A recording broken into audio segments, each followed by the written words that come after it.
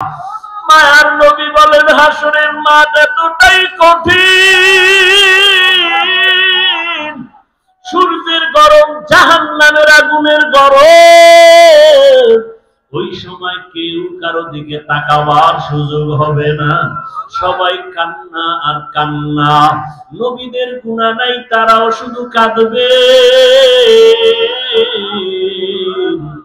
এমন এক অবস্থার ভেতরে আমার আল্লাহ সেদিনের দয়ার নজর না দিয়া প্রথমে আল্লাহ রাগ হইয়া একটা আওয়াজ দিবেন, লিমানিল মুলকুল ইয়াউম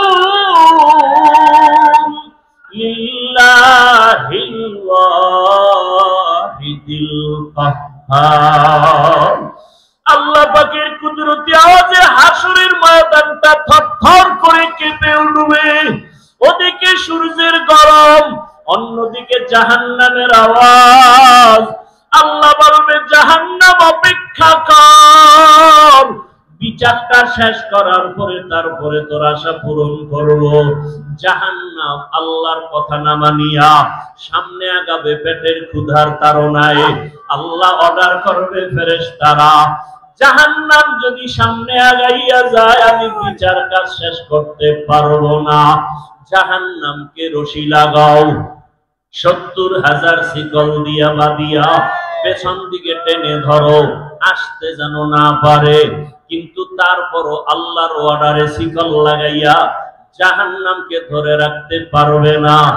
রহমতের নবী বলেন, জাহান্নামের এমন আওয়াজ, হাসরের ময়দানটা এমন কঠিন হালাত হবে, এমন অবস্থা দেখে আমি আর সহ্য করতে না পাইরা সিজদায় পড়ে যাব। আমি সিজদায় পড়িয়া কান্না শুরু করব।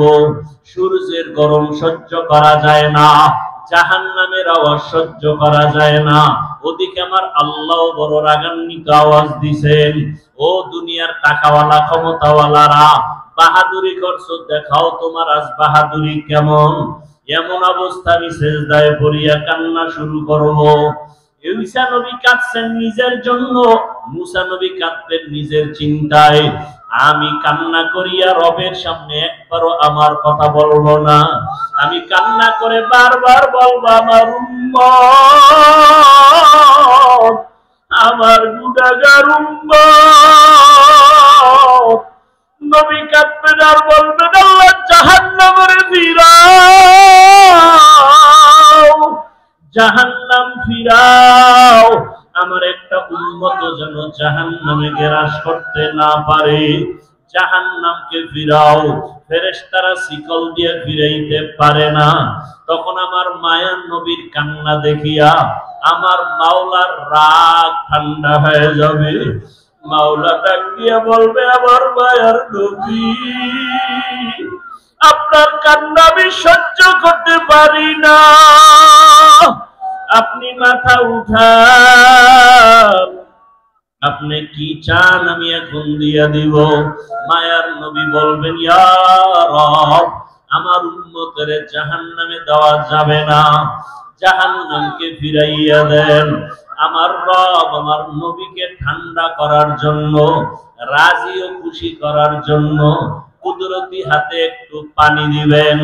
আল্লাহ কুদরতি আওয়াজ দিয়া বলবে, ফেরেশতা, আমার এই পানিটা নিয়ে জাহান্নামের গায়ে ছিটাইয়া দাও।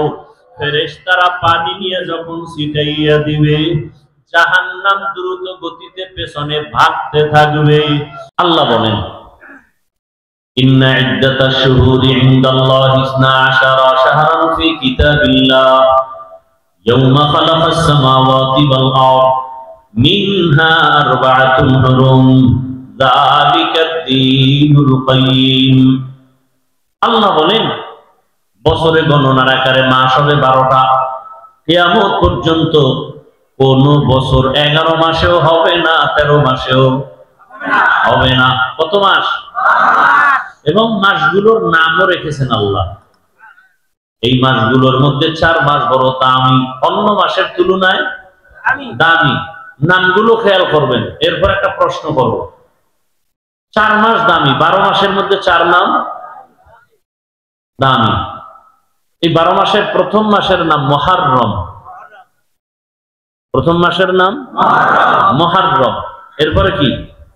সফর, রবিউল আউয়াল, রবিউল আখির, জুমাদাল উলা, জুমাদাল উখরা, রজব, শাবান, রমাজান, শাওয়াল, যিকাদাহ, যুলহিজ্জা।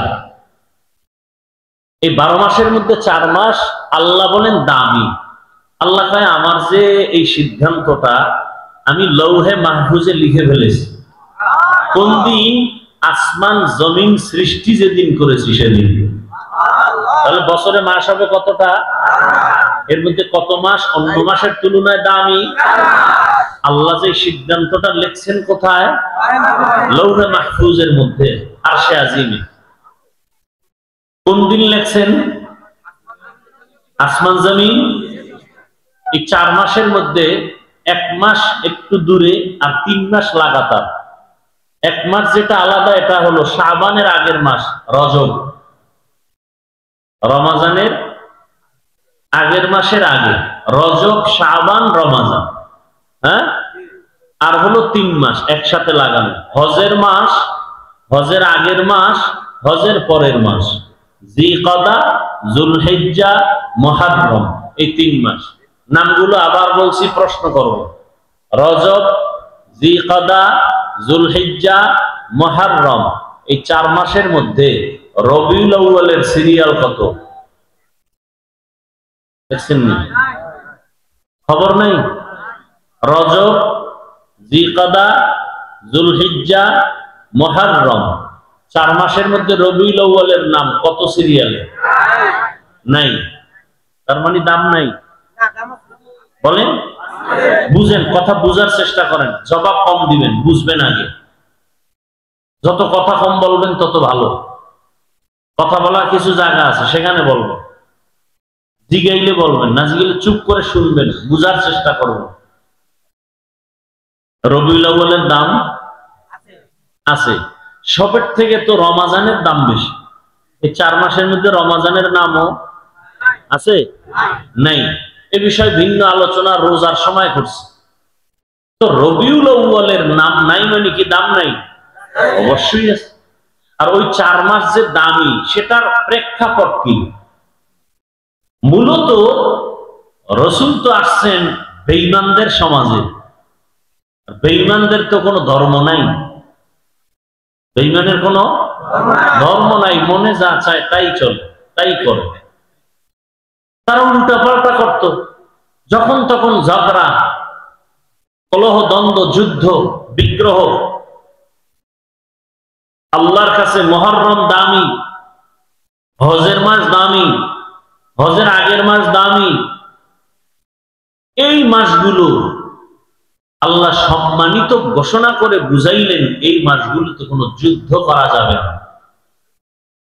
যুদ্ধ করা সেটা সেই সময়ের আইন, ওই আইন আর এখন বলবৎ নেই।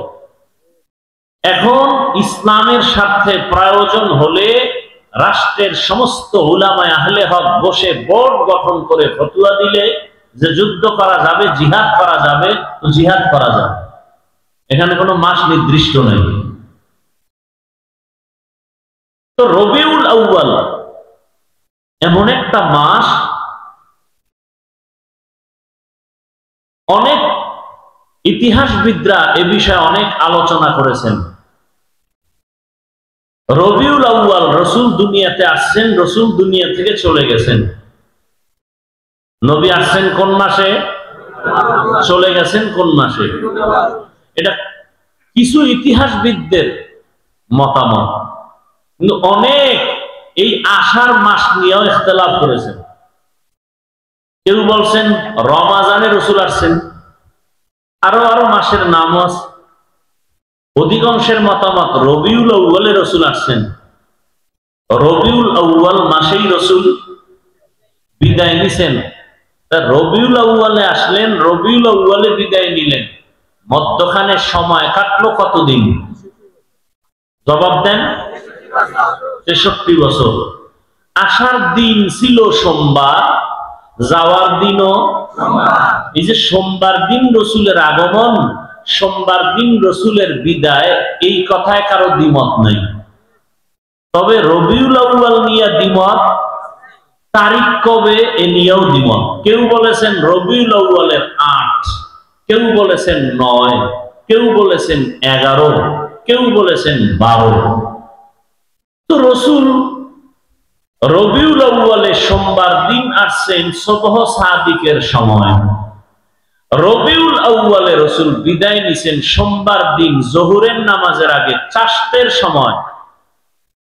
রসুলের বিদায় চাষতের সময় সোমবার, কবরে দাফন হলো রসুলের বুধবার দিন গিয়া রাতের তাহাজ্জুদের সময়। দেরি হলো কেন? ভিন্ন আলোচনা। মাইয়্যিতকে দেরি না করানো রসুলের আদেশ, দ্রুত দাফন করো। তো রসুলেরটা দেরি হলো কেন? সোমবার দিন ইন্তেকাল, বুধবার দিন গিয়া রাতের তাহাজ্জুদের সময় দাফন, দেরি হলো কেন? ভিন্ন আলোচনা। তো রসুল কবে আসলেন, কখন আসলেন, এটা আমাদের উম্মতের জন্য অত ইম্পর্টেন্ট না, মারাত্মক না। উম্মতের জন্য জরুরি হলো রসুল কি নিয়ে আসলেন, উম্মতের কি দিয়ে গেলেন, উম্মতের করণীয় কি, এটা হলো মূল বিষয়। এটা কি মূল বিষয়? নবী কি নিয়ে আসলেন, কি নিয়ে গেলেন, এ বিষয়ে আলোচনা। অবশ্য আমি আয়াত পড়েছি ভিন্ন একটি, যেটা সচরাচর রসুলের শানে আয়াত ব্যবহার হয় না, কিন্তু আলোচনার বিস্তারিত সমষ্টিগতভাবে সব এখানে ঢুকানো আছে। আল্লাহ কি বলছেন আয়াতে? ইয়া আইয়ুহাল্লাযীনা আমানুত্তাকুল্লাহা হাক্কা তুকাতিহ, দুনিয়ার মুমিন তোমরা আল্লাহকে ভয় করো, হক আদায় করে ভয় করার মতো। ওয়ালা তামুতুন্না ইল্লা ওয়া আনতুম মুসলিমুন, মুসলমান না হইয়া কেউ মরণ বরণ করিও না। মুসলমান হইতে গেলেই তো রসুল লাগবে, লাগবে না? লাগবে। রসুলের আদর্শ ছাড়া কেউ কোনোদিন মুসলমান হতে পারবে? সম্ভব? সম্ভব। নবীজি কি বলছেন? হাদিসের একটু টুকরা পড়ছি, তরজমাটা বলেনি। আলা কুল্লুকুম রাইন কুল্লুকুম মাসউলুন আন রাইয়াতিহি, সাবধান হে উম্মত, তোমরা প্রত্যেকেই দায়িত্বশীল।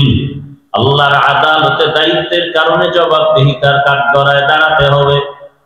তরজমা শেষ। এটার উপরে ব্যাখ্যা তাও আজ করব না। আয়াত নিয়ে কিছু কথা বলবো, ভূমিকায় রবিউল আউয়ালের কিছু কথা বলি।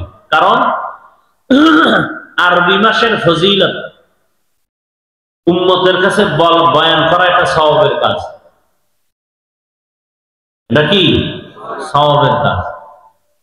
রসুলের আদর্শ নিয়ে আলোচনা, রসুল কি নিয়ে আসলেন। এই আপনারা এমন করেন কেন? উঠার ব্যারাম থাকলে ঢুকলেন কেন?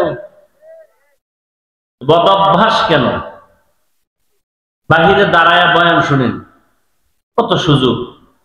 এই বদঅভ্যাস যাদের, এদের জন্যই তো কমিটি বাহিরে মাইক লাগাইছে। কি ঘরে বয়ে বয়ে বয়ান শুনবেন আর বিড়ি টানবেন? বেহেশতের প্যান্ডেলে ঢুইকা কেন উল্টা পাল্টা করবেন? নিজের ক্ষতি করবেন, অন্যের ক্ষতি করবেন কেন? আপনার কপালটা এত দুর্বল কেন?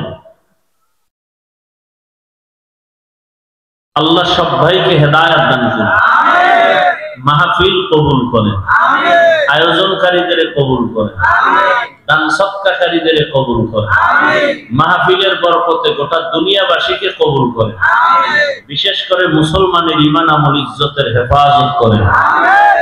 প্রবাসে যারা আছে আল্লাহ তাদেরকে হেফাজত করেন, বাংলাদেশ হেফাজত করেন, জালেমদের জুলুম থেকে সবাইকে হেফাজত করেন, জালেমদের আল্লাহ হেদায়েত দান করেন। আল্লাহর ইলমে জালেমদের যদি হেদায়েত না থাকে ধ্বংস করে দেন, কবরওয়ালাদের জান্নাত দান করেন। আমরা যারা বেঁচে আছি দীর্ঘনেক হায়াত দান করেন, অসুস্থ যারা সুস্থতার নিয়ামত দান করেন, কামাই রুজি ব্যবসায় সবার হালাল বরকতি রিজিক দান করেন। দোয়াগুলোর দরকার নেই? কারো আমিন আল্লাহর কাছে যাবে না? আল্লাহ কবুল করে।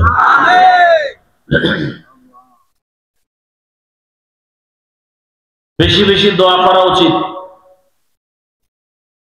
আন্তর্জাতিক হালাত, বিশেষ করে মুসলমানের জন্য, ঈমান নিয়ে বাঁচতে চাইলে, মরতে চাইলে বহু বিপদ সামনে অপেক্ষা করতেছে, বহু বিপদ।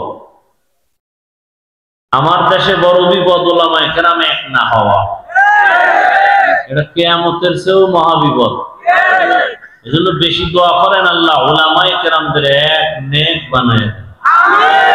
আজকে যদি ওলামায়ে কেরাম এক হতে পারেন, বাংলাদেশে কোন মাস্তান, কোন বেঈমান, কোন নাস্তিক, কোন পাওয়ারওয়ালা ওলামায়ে কেরামের অনুমতি ছাড়া কথা বলার দুঃসাহস পাবে না। এই জন্যই তো ওরা আলেমদের এক হতে দেয় না। আলেম ওলামা যেন এক হতে না পারে, সেজন্য কোটি কোটি টাকা ব্যয় করা হচ্ছে পেছনে। বুঝেন কিছু? খবর নাই। আর আপনারা তালে তাল মিলাইয়া ফট করে একটু কিছু পাইছেন, ফেসবুকে লেগে দিয়েছেন। আলেমের বিরুদ্ধে আপনারা আউযুবিল্লাহ পারেন না, আপনারা লেখেন কেন? কি লাভ আপনার বলেন তো? চরমনের বিরুদ্ধে লেখলে আপনার কি ফায়দা? আপনারা চেনে কে? তাবলীগের বিরুদ্ধে লেখলে আপনার কি লাভ? বরং আপনার কপালটা পুড়ে যাবে, পোড়া কপালে আর জোড়া লাগবে না। কে বলছে আলেমের বিরুদ্ধে আপনাকে আঘাত করতে? মৌমাছির বাসায় মধু আছে, যে কেউ গিয়া ঢিল মারলে মধু পাবে না, আঘাত পেয়ে জাগাত বেহুশ হয়ে যায়। আলেমের বিরুদ্ধে কথা বলার দুঃসাহস আপনাকে কে দিয়েছে? মায়ের অভিশপ্ত সন্তান ছাড়া কোন ব্যক্তি আলেমের বিরুদ্ধে কথা বলতে পারে না। এদের উপরে মা বাবার অভিশাপ। প্রকাশ্যে যারা আলেমকে অসম্মানী করতে চায়, তারা মা বাবার অভিশপ্ত সন্তান। কোন সন্তান মা বাবার আদরের সন্তান না। ওলামায়ে কেরামকে উম্মতের সামনে যারা লজ্জিত করতে চায়, ছোট করতে চায়, এ সমস্ত মানুষগুলো অবশ্যই পিতামাতা অভিশাপ পাওয়া সন্তান। কারণ মায়ের অন্তরে কষ্ট দিয়ে বরদোয়া নিছে, এই বেদবি শুরু হয়ে গেছে। আল্লাহ হেদায়েত দান করুন। এই কথাগুলো কেন বলি? এই জাতি আর কোনদিন নবী পাবে ইসলামের দাওয়াতে? সাহাবায়ে কেরাম আসবেন, আবু হানিফা আসবেন, ইমাম বুখারী আসবেন, তো উম্মত তো জান্নাতের পথ পাবে কোথায়? ওলামায়ে কেরাম থেকে। এরা আরবি কোরআনও বুঝে না, হাদিসও বুঝে না। কিতাব পড়তে যাইয়া মানুষ বিভ্রান্ত হচ্ছে বিভিন্ন ভাবে। আরবি কিতাব পড়লেও বিভ্রান্ত। এজন্য আল্লাহ শুধু মানুষকে হেদায়েতের জন্য কিতাব দেন নাই, হেদায়েতের জন্য কিতাব বুঝাইয়া দেওয়ার মতো আল্লাহ নিজে সিলেকশন করে প্রিয় বান্দা তৈরি করেছেন। শুধু কিতাব পড়লে হবে না, কিতাব পড়ানেওয়ালা যারা মুরব্বী, এদের অনুসরণও রাখতে হবে। না হয় কিতাব পড়ে বেলাইন হয়ে যাবে, অনেক গেছে অনেক। আল্লাহ হেদায়েত দান করুন।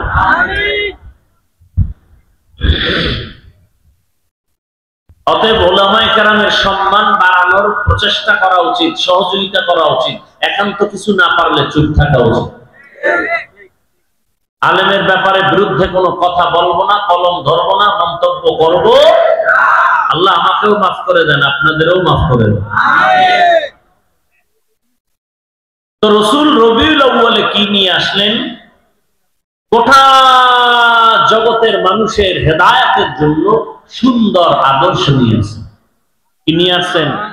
বলেন কি নিয়ে আসছেন? বিদায় বেলা রাসূল দুই জিনিস উম্মতকে দিয়ে চলে গেছেন। কয় জিনিস? এক হলো কোরআন, দ্বিতীয় হলো রাসূলের সুন্নাহ, আদর্শ। নবী চ্যালেঞ্জও দিয়ে গেছেন, এই দুই জিনিস যারা ধরে রাখবে কিয়ামত পর্যন্ত এদের সম্মানও যাবে না, ঈমানও। আজকে দেখেন ঝামেলা ঝামেলা ঝামেলা, গোটা দেশে ঝামেলা। ব্যবসা প্রতিষ্ঠানে প্রত্যেকটা সেক্টরে ঝামেলা, কিন্তু যার কাছে রসুলের আদর্শ আছে তার কোনো পেরেশানি নেই। করোনায়ও ছিল না, স্কুল কলেজ ভার্সিটি চাকরি ফ্যাক্টরি সব বন্ধ, কোরআনের একটা ফ্যাক্টরি বন্ধ হয়েছিল? কোন আলেম না খায় মারা গেছে? ভিক্ষা করেছে? করেন। আল্লাহ দেখায় দিলেন চোখের সামনে। কত লাশ আলেম ওলামারা হুজুরেরা কাঁধে নিয়ে করোনার জড়িত লাশগুলো দাফন করছেন। কোন হুজুর করোনায় মারা গেছে? আর কি দেখবেন চোখে বলেন? এরপরে কি হুজুরেরা আপনাদের থেকে কোটি কোটি টাকা চায়? সরকারি বেসরকারি চাকরি করে 8 ঘন্টা ডিউটি, মাসে নিম্নে বেতন 20,000। এরপর হারাম খায়, সুদ খায়, ঘুষ খায়, বেতন মারে। কথা বলেন না কেন? আর একজন ইমাম সাহেব ডিউটি করে 8 ঘন্টা। কি মসজিদ ইমামতি ডিউটি 8 ঘন্টা? 6 ঘন্টা? বলেন না কেন? বেতন কত?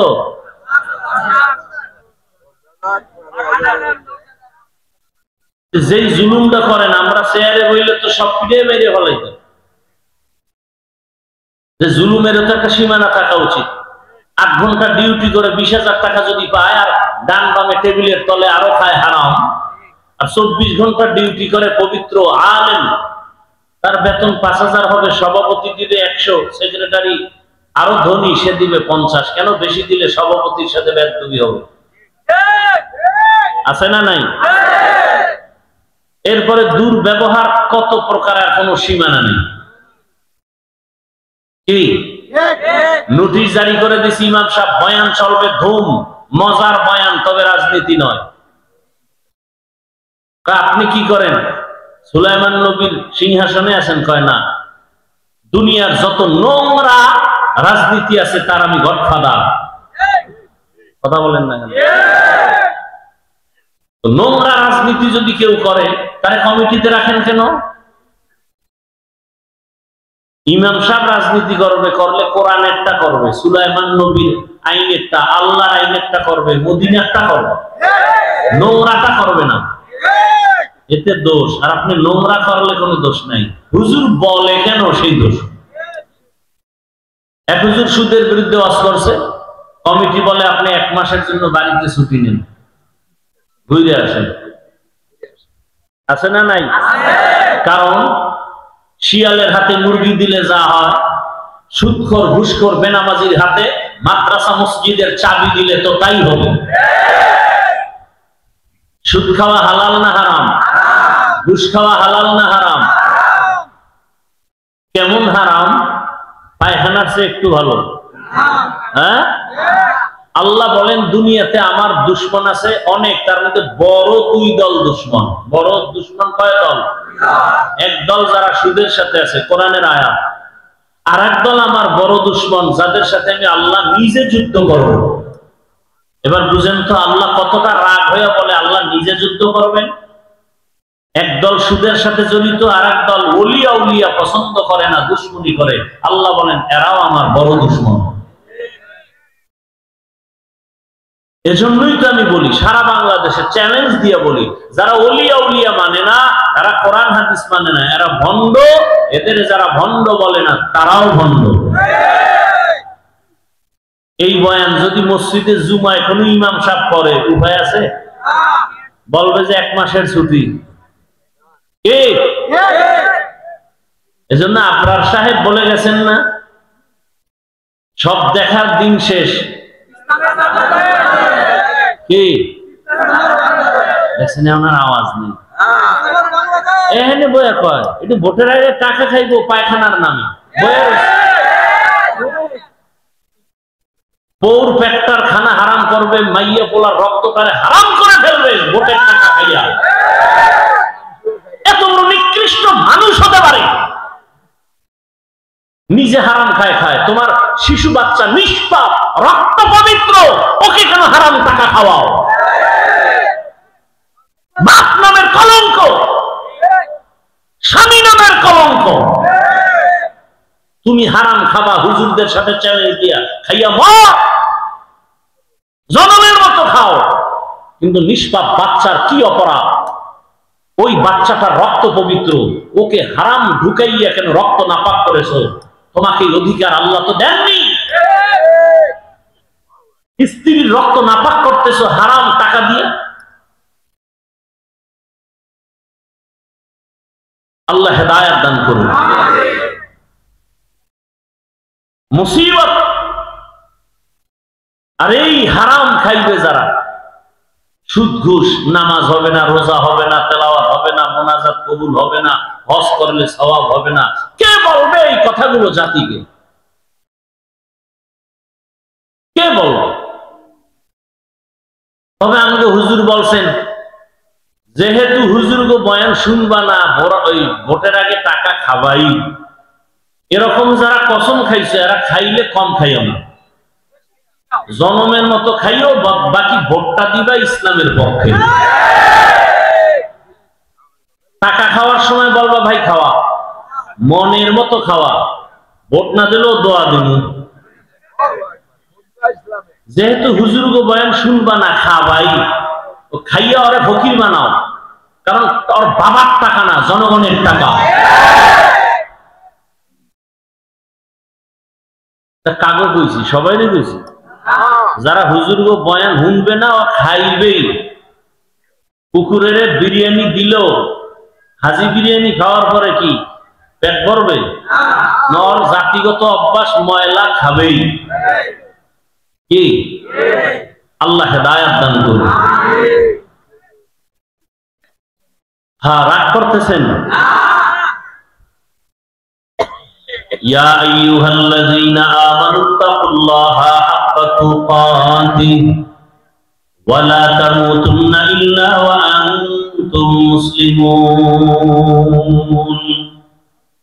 আল্লাহ মুমিনদেরকে দুইটা কর্মসূচি দিলেন। কেন দিলেন? আল্লাহ বলেন, আমি মুমিনকে বিনা হিসাবে জান্নাত দিতে চাই। সুবহানাল্লাহ। না জান্নাতে যাইতে চান তো ইনশাআল্লাহ?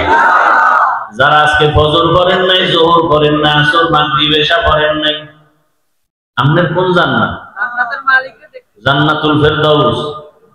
হ্যাঁ, নবীজি বলেন বেঈমান আর মুমিনের মধ্যে ব্যবধান হলো নামাজ। বাইনাল আবদি ওয়া বাইনাল কুফরি তারকুস সালাহ। বেঈমানেরা নামাজ পড়ে না, মুমিনেরা নামাজ ছাড়ে না। নামাজ কত ওয়াক্ত? শুক্রবার দিন শুধু? তাহলে জোরে বলেন, প্রতিদিন পড়া লাগবে। বলেন বলেন, মাঝে মাঝে ছেড়ে দেওয়া যাবে? যাবে না? কি বলেন? আপনারাই বললেন নামাজ পড়তে হবে, ছেড়ে দেওয়ার কোন সুযোগ? এরপরও যারা নামাজ পড়েন না, আল্লাহর কাছে কি জবাব নিয়ে দাঁড়াবেন? কয়দিন? অনেকদিন বাঁচবেন। একদল বিয়ে করে নাই, এরা কয় বিয়ার পরে ধরু। আর যারা বিয়ে করছে এরা অজুহাত পেশ করে সন্তান হওয়ার পর। দেখো সন্তান হয়ে গেছে, কয় আর একটু বয়স বেড়েনি। কিন্তু বহু আল্লাহর বান্দা বিয়ে করার পরে নামাজ ধরবে বলিয়া কপালে বিয়ে নাই, আজরাইল আইসা টিকিট নিয়ে হাজির হয়ে গেছে। আবার বহু বান্দা বিয়ে করছে, নামাজ ধরে না বলে সন্তান হওয়ার পরে সন্তান হইছে, পেটে রাইখা স্বামী চলে গেছে। বানায় বলতেছি। ইদানিং কালে যত মরণের লাশের খবর দেখি, বেশিরভাগ যুবক আর যুবতী। ঠিক নি? বুড়ারা খুব কম মরে, যুবকরা বেশি মরে। না মরলে এখন নতুন সংস্কৃতি বাইর হইছে, পিডাইয়া মারে। কি মরবি না? তোর পিডায় মারুন। কোনটাকে মারে? কোনটাকে? কিতে মারে? হায় হায়, কি জানি হইব দেশের হালাত। কেন যেন ভয় লাগে, ভয়।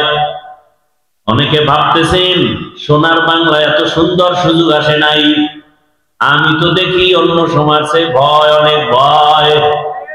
ডাইনে অন্ধকার, বামে অন্ধকার, সামনে অন্ধকার, পেছনে অন্ধকার। বড় কঠিন হালাত। আমি যদি আলেমের বিরুদ্ধে বয়ান করি, আর এক আলেম আমার বিরুদ্ধে নাম নিয়ে বয়ান করে, তাহলে কিয়ামতের আর বাকি কি? সাধারণ মানুষ যে আলেমদের দেখা নিজের ঈমান আমল ঠিক করবে, সেই আলেমদের ব্যাপারে যদি আবার উলামায়ে কেরাম মাইক লইয়া মাঠে ময়দানে বদনাম করে, তাহলে এই দেশে শান্তির আশা করা যায় না। যায়? যেই ঘরে স্বামী আর স্ত্রী আলাদা রুমে ঘুমায় কত আরামে, সন্তান বড় হলে আলাদা করে দেয়, দুইজনার মহব্বতে ওই বাগান সাজে সুন্দর। কিন্তু অবস্থা যদি এমন হয়, স্ত্রী স্বামীর বিরুদ্ধে লাইভে আসছে, এরকম নাই? স্বামী স্ত্রীর বিরুদ্ধে লাইভ দেয়, সব তো লাইভ বয়, লাইভ বয় পারে না বাথরুমে গিয়া লাইভ দেয়, অনেকে মক্কা মদিনা গিয়েও লাইভ দেয়। ওরা মনে হয় যেন যাই একটু লাইভ দেওয়ার জন্য, থাকবে না। কেউ যদি ঘুমের আগে মেসওয়াক করে ঘুমায়, ওর কণ্ঠ কোনোদিন বসবে না, ঘুমের থেকে উঠে মেসওয়াক করবে। তার জীবনে যত পুরস্কার পাবে, এর মধ্যে বড় পুরস্কার মরণকালে কালেমা জারি হয়ে যাবে।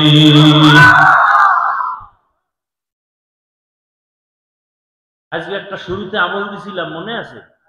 কি কি? আরে আর একটা বাস্তব হাতের আমল দিছি না? কি আর একটা আমল লন, এখন যেটা বললাম করবেন নি? করবেন কোথায় পাবো? খেজুর গাছ। হ্যাঁ, এখন দোকানে মেসওয়াক বেচে না? বেচে। মেসওয়াক কিনেন, মেসওয়াক করেন। আরে ভাই, শরীরেরও ফায়দা, আল্লাহর রাসূলও খুশি হবেন। আল্লাহ সবাইকে তৌফিক দান করেন। হায় হায়,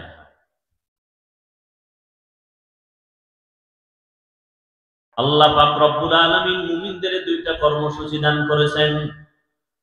আল্লাহ সবাইকে জান্নাত দিতে চান, মনে আছে কথা? আপনারাও জান্নাতে যেতে চাননি? কথা বলেন, হিসাব দিয়া না হিসাব ছাড়া? বুঝে পেলেন? কিন্তু অনেকে আবার পাওয়ার আলা আছে না, সমস্যা কি? খোদার লগে হিসাব দিয়ে বুঝপড়া কইরা তারপরে জান্নাতে যাব। যারা হিসাবের কাঠগড়ায় দাঁড়াইবা, আল্লাহর কসম জাহান্নাম ছাড়া উপায় হবে না। এই জন্যই তো রহমতের নবী বারবার দোয়া করতেন, আল্লাহুম্মা হাসিবনি হিসাবাই ইয়াসিরা। এই দোয়াটা পড়েন কি? আল্লাহুম্মা হাসিবনি হিসাবাই ইয়াসিরা, আল্লাহুম্মা হাসিবনি হিসাবাই ইয়াসিরা। আর একটা সহজ দোয়া সব সময় পড়বেন, রব্বানা আতিনা ফিদ দুনিয়া হাসানাহ ওয়া ফিল আখিরাতি হাসানাহ ওয়া কিনা আযাবান নার। পাওয়ারফুল দোয়া। রব্বানা আতিনা, হে আমার রব আমাকে দাও, ফিদ দুনিয়া, দুনিয়ায় হাসানা, সব কল্যাণ, দুনিয়ার সব কল্যাণ আমারে, অকল্যাণ দিও না। আর কি? ওয়া ফিল আখিরাতি হাসানা, আখিরাতের কল্যাণ আমারও দাও। দুনিয়ার কল্যাণ, ঝগড়া হবে না, ভালো স্ত্রী পাবো, সন্তান নিয়ে পেরেশানি থাকবে না। হাসানা, দুনিয়ার ভালো, আমি ৫ ওয়াক্ত নামাজ পড়বো, কষ্ট হবে না। অসুস্থতার ব্যারামে আমার ইবাদত ছুটবে না। আমি ব্যবসায় যাব, হালাল ভাবে বরকত দিন দিন হতেই থাকবে। মিথ্যা কথার অভ্যাস হবে না, গালি দেওয়ার অভ্যাস আসবে না, গীবত শিকায়াত করার অভ্যাস আমার হবে না, বেপরদায় চলার অভ্যাস হবে না। আল্লাহ যদি হাসানা দিয়েই দেন, আমার জীবনটা হবে ধন্য। আমি মরিয়া গেলেও থাকবো অমর, হাটহাজারীর হুজুর মরিয়াও অমর, জুনায়েদ বাবুনগরী মরিয়াও অমর, শাইখুল হাদিস রহমাতুল্লাহ আলাইহি মরিয়াও অমর, মুফতি আমিনী রহমাতুল্লাহ আলাইহি মরণের পরেও তারা অমর। মানে কি বুঝেন? মরার পরেও জিন্দা। মানুষের অন্তরে প্রশংসা না বদনাম?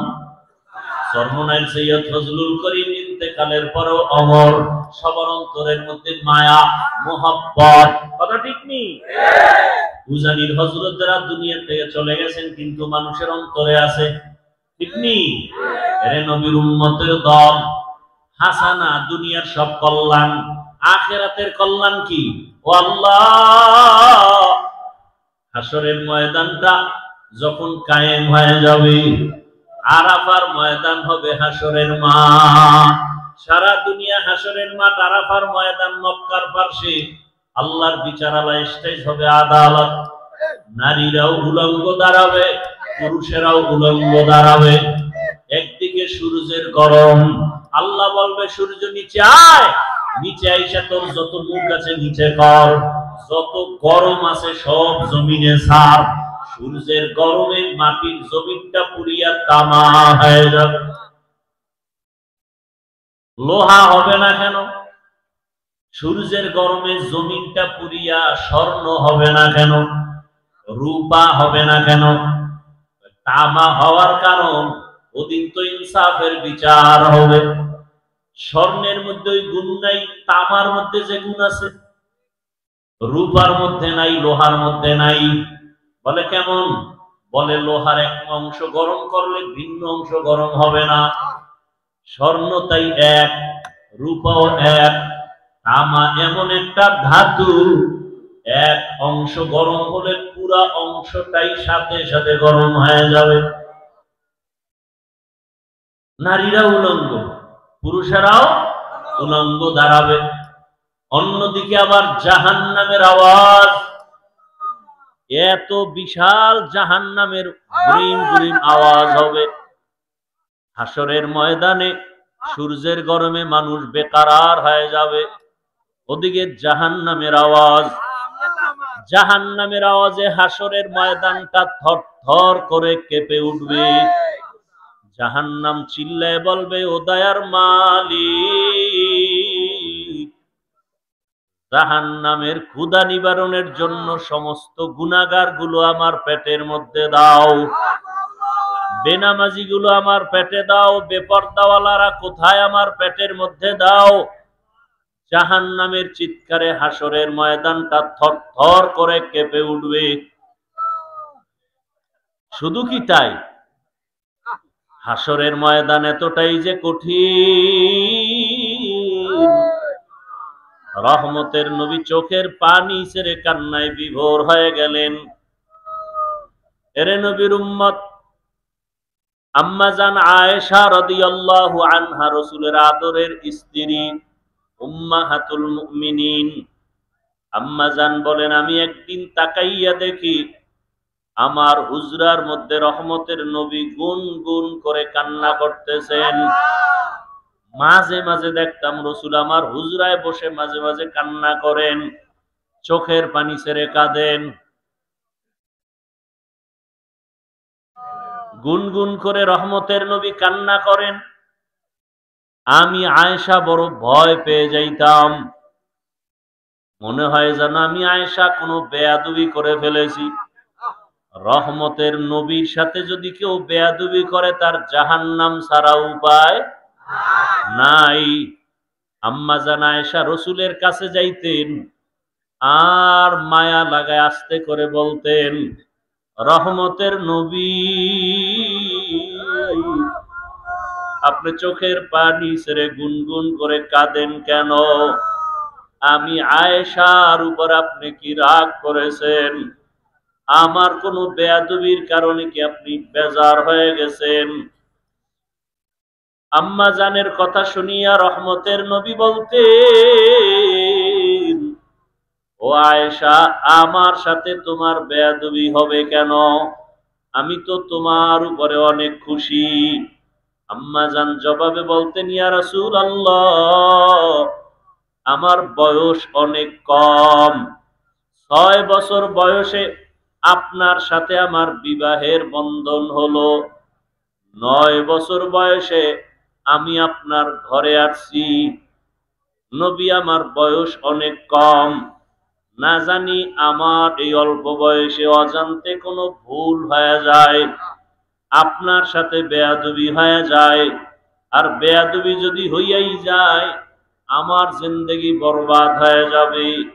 আপনি কান্না করলে আমি বড় ভয় পাই। আম্মা জানের কথা শুনিয়া রহমতের নবী বলেন, হে আয়েশা, কিয়ামতের ময়দানে এমন কঠিন হালাত, যদি কেউ খাঁটি মুসলমান না হইয়া কবরের বিছানায় যায়, জানতো একটা বকরির চামড়া খুললে যেই কষ্ট, একটা বেনামাজি গুনাহগারে জান কবজের সময় তার চেয়েও বেশি কষ্ট। ওরে আল্লাহর বান্দারা, রসুলের চোখে পানি। ও আয়েশা, কিয়ামতের দিন কেউ কারো পরিচয় দিবে না, এমন অবস্থা হবে, জাহান্নামের আওয়াজ, সূর্যের গরম, গুনাহগারের মাথার মগজগুলো টাস টাস করে ফেটে যাবে, পেটের সমস্ত নারী ভুঁড়ি পায়খানার রাস্তা দিয়া পড়তে থাকবে। নবীরা পর্যন্ত কান্না শুরু করবেন, উম্মতের কথা ভুলিয়া নিজের চিন্তায় কান্না করবেন। ইব্রাহিম নবী কাঁদবেন, নিজের জন্য আদম নবী কাঁদবেন, মুসা নবী নিজের চিন্তায় কান্না করবেন, নারী পুরুষ সব উলঙ্গ। আম্মা জান বলেন, ইয়া রাসূলুল্লাহ, নারী আর পুরুষ যদি উলঙ্গ দাঁড়ায় লজ্জা কি লাগবে না? মায়ার নবী বলেন, হাসরের মাঠ এতটাই কঠিন, সূর্যের গরম, জাহান্নামের আগুনের গরম, ওই সময় কেউ কারো দিকে তাকাবার সুযোগ হবে না, সবাই কান্না আর কান্না। নবীদের গুনাহ নাই, তারাও শুধু কাঁদবে। এমন এক অবস্থার ভেতরে আমার আল্লাহ সেদিনের দয়ার নজর না দিয়া প্রথমে আল্লাহ রাগ হইয়া একটা আওয়াজ দিবেন, লিমানিল মুলকুল ইয়াউম লিল্লাহিল ওয়াহিদিল কাহ্হার। আল্লাহ পাকের কুদরতি আওয়াজে হাসরের ময়দানটা থরথর করে কেঁপে উঠবে। ওদিকে সূর্যের গরম, অন্যদিকে জাহান্নামের আওয়াজ। আল্লাহ বলবে, জাহান্নাম অপেক্ষা কর, বিচারটা শেষ করার পরে তারপরে তোর আশা পূরণ করব। জাহান্নাম আল্লাহর কথা না মানিয়া সামনে আগাবে পেটের ক্ষুধার তাড়নায়। আল্লাহ অর্ডার করবে ফেরেশতারা, জাহান্নাম যদি সামনে আগাইয়া যায় আমি বিচার কাজ শেষ করতে পারবো না, জাহান্নামকে রশি লাগাও, ৭০,০০০ শিকল দিয়া বাঁধিয়া পেছন দিকে টেনে ধরো, আসতে যেন না পারে। কিন্তু তারপরও আল্লাহর অর্ডারে শিকল লাগাইয়া জাহান্নামকে ধরে রাখতে পারবে না। রহমতের নবী বলেন, জাহান্নামের এমন আওয়াজ, হাসরের ময়দানটা এমন কঠিন হালাত হবে, এমন অবস্থা দেখে আমি আর সহ্য করতে না পাইরা সিজদায় পড়ে যাব। আমি সিজদায় পড়িয়া কান্না শুরু করব। সূর্যের গরম সহ্য করা যায় না, জাহান্নামের আওয়াজ সহ্য করা যায় না। ওদিকে আমার আল্লাহ বড় রাগান্বিত আওয়াজ দিছেন, ও দুনিয়ার টাকাওয়ালা ক্ষমতাওয়ালারা, বাহাদুরি করছো, দেখাও তোমার আজ বাহাদুরি কেমন। এমন অবস্থা আমি সিজদায় পড়িয়া কান্না শুরু করব। ঈসা নবী কাঁদছেন নিজের জন্য, মুসা নবী কাঁদবেন নিজের চিন্তায়। আমি কান্না করিয়া রবের সামনে একবারও আমার কথা বলবো না, আমি কান্না করে বারবার বলবো, আমার উম্মত, আমার গুনাহগার উম্মত। নবী কাঁদবেন আর বলবেন, আল্লাহ জাহান্নামের ফিরাও, জাহান্নাম ফিরাও, আমার একটা উম্মত যেন জাহান্নামে গ্রাস করতে না পারে, জাহান্নামকে ফিরাও। ফেরেশতারা শিকল দিয়ে ফিরাইতে পারে না। তখন আমার মায়ার নবীর কান্না দেখিয়া আমার মাওলার রাগ ঠান্ডা হয়ে যাবে। মাওলা ডাক দিয়ে বলবে, আমার মায়ার নবী, আপনার কান্না আমি সহ্য করতে পারি না, আপনি মাথা উঠান, আপনি কি চান আমি এখন দিয়া দিব। মায়ার নবী বলবেন, ইয়া রব, আমার উম্মতের জাহান্নামে দেওয়া যাবে না, জাহান্নামকে ফিরাইয়া দেন।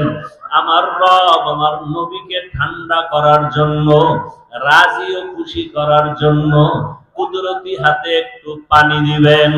আল্লাহ কুদরতি আওয়াজ দিয়ে বলবে, ফেরেশতা আমার এই পানিটা নিয়ে জাহান্নামের গায়ে ছিটাইয়া দাও। ফেরেশতারা পানি নিয়ে যখন ছিটাইয়া দিবে, জাহান্নাম দ্রুত গতিতে পেছনে ভাগতে থাকবে। ফেরেশতারা বলবেন, হে আমাদের রব, যেই জাহান্নামের শিকল দিয়ে ধরে রাখি না, এমন কি পানি দিলেন যে জাহান্নাম পেছনে দৌড়ায়। এটা কি বড় বরকতি জমজমের পানি, নাকি আবে হায়াতের পানি, নাকি এটা বীরে শেফার পানি, না সমুদ্রের কোন পানি? ও আল্লাহ, এটা কেমন বরকতের পানি?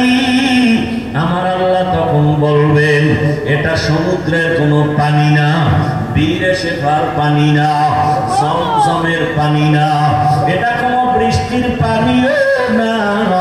এই পানি আমার মায়ার নবীর গুনাহগার উম্মতের চোখের পানি। দুনিয়াতে আমার মায়ার নবীর উম্মতেরা মাঝে মাঝে গুনার কারণে একা একা বসে কান্না করত, আমারে মাঝে মাঝে ডাক দিয়ে বলতো, আল্লাহুম্মা গফিরলি ওয়ারহামনি। ও আমার রব, আমি বড় গুনাহগার, জাহান্নামের আসামি। মানুষ আমাকে কত সম্মান করে, অথচ আমার গুনার কোনো শেষ নাই। মানুষ আমাকে মাওলানা বলে চেয়ার আগাইয়া দেয়, অথচ আমি মাওলা তোমার কাছে মানুষই হতে পারি নাই। গুনার কারণে আমার হাত না পাক, আমার চোখ না পাক, আমার জিহ্বা না পাক, গুনার কারণে আমার অন্তর না পাক। এই হাতের দ্বারা কত জুলুম করলাম, লেখার মাধ্যমে কত জুলুম, আঙ্গুল দিয়ে লেখলাম, জুলুম করলাম। জবানের দ্বারা কত মিথ্যা বললাম, এই জবানের দ্বারা কত গালি দিলাম, এই জবানের দ্বারা কত গীবত শিকায়াত করলাম। চোখটাও আমার গুনার কারণে না পাক।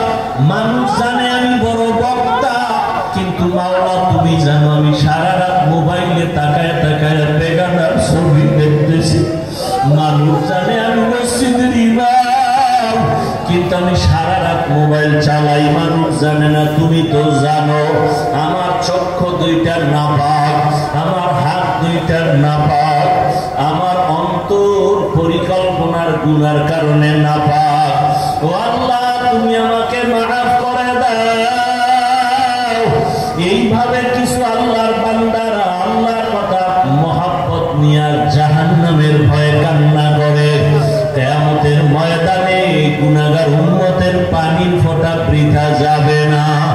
ওই পানি দিয়া জাহান্নামের আগুন নিভাইয়া আল্লাহ বলবে, বান্দা বিনা হিসাবে জান্নাতের বাগানে চলিয়া যাও। আমার মুহাম্মদ আমার প্রিয় হাবিবের হাতে কাউসারের পানি পান করো। ও আল্লাহর বান্দারা, যারা গুনাহ করিয়া তওবার নিয়ত করিয়া কবরে যেতে পারলো তার কপাল ভালো। আর যারা এখনো নামাজ পড়তে পারে না, অন্য নামাজ পড়ে তাও পছন্দ করে না, নিজেও পর্দা করে না, অন্য পর্দা করে তাও পছন্দ করে না, নিজেও হালাল খায় না, অন্য হালাল খায় তাও পছন্দ করে না, নিজেও পাগড়ি পরে না, অন্য পাগড়ি পরে তাও পছন্দ করে না। ওরে আল্লাহর বান্দারা, দুনিয়ার সূর্য থেকে কত কঠিন হবে হাসরের মাঠের গরম। দুনিয়ার আগুনের থেকে জাহান্নামের আগুনের গরম আরো ভয়ঙ্কর। দুনিয়ার গরম সহ্য করা যায় না, আখিরাতে জাহান্নামের আগুন কেমন করে সহ্য করবা? মশার কামড় সহ্য করা যায় না, ওই কবরে সাপের কামড় কেমনে সহ্য করবা? দুনিয়াতে বেতের বাড়ি সহ্য করা যায় না, গুনাহগার হইয়া কবরে গেলে মাটির চাপ কেমন করে সহ্য করবা? মায়ার নবী বলেন, আয়েশা, হাসরের ময়দানের কথা যখন মনে পড়ে আমার উম্মতের চিন্তা আমার চোখে পানি আসে, ধরে রাখতে পারি না। ও আর নবীর আশিক উম্মতের যেই উম্মতের জন্য মায়ার নবী কান্না করেছেন, ওই নবীর আদর্শের মালা কেন গলায় লাগাও না?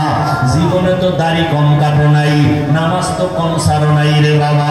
মনে চাইছে বেপরদা চলবা, দুনিয়ার মনের আশা মিটায় চলছো।